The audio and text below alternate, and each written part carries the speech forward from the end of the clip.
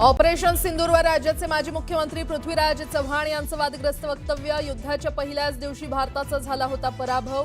भाजपकडून चव्हाणांच्या वक्तव्यावर घणाघाती टीका।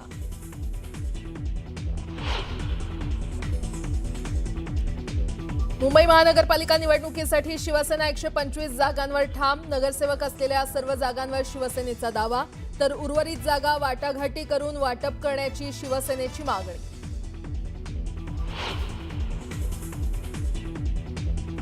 शिवसेना घेणार 227 वॉर्डमधील इच्छुक उमेदवारांच्या मुलाखती। शिंदेंच्या शिवसेनेकडून गुरुवारपासून होणार मुलाखतींना सुरुवात। सर्व विभागात इच्छुक उमेदवारांच्या मुलाखतीसाठी अर्ज वाटप सुरू।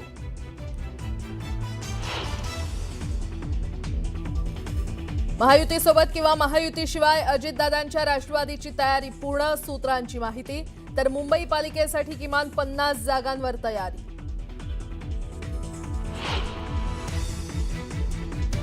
शरद पवारांच्या पक्षाचे पिंपरी चिंचवडचे शहराध्यक्ष तुषार कामठेंनी घेतली अजित पवारांची भेट। पिंपरी चिंचवडमध्ये एकत्र लढल्यास भाजपला थांबवू शकतो असा प्रस्ताव दिल्याची माहिती।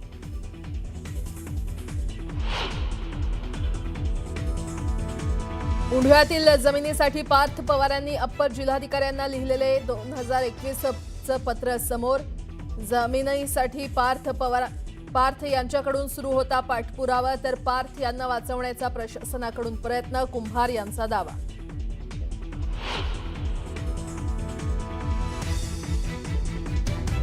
तुळजापूरमधील राडा मिटल्यानंतर पुन्हा कुलदीप मगर यांच्यावर पिंटू गंगळेच्या कार्यकर्त्यांनी हल्ला केल्याची प्राथमिक माहिती। जमावानं मगरांच्या घराबाहेर हवेत गोळीबार केल्याचं समोर। पोलिसांकडून तपास सुरू।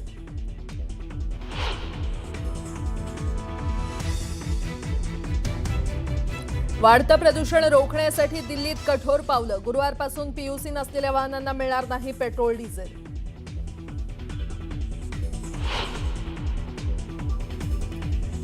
गोवा नाईट क्लब आग प्रकरणातील आरोपी गौरव आणि सौरभ लुथरा यांना कोर्टात अश्रू अनावर, तर आज गोवा पोलीस घेणार कस्टडी।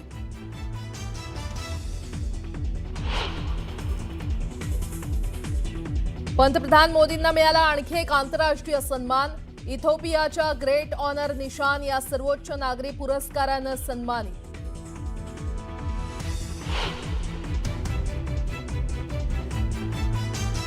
आणि फुटबॉलपटू मेसीनं केला वंताराचा दौरा। भारतीय परंपरांसोबत वन्यजीवांसोबत घेतला अविस्मरणीय अनुभव।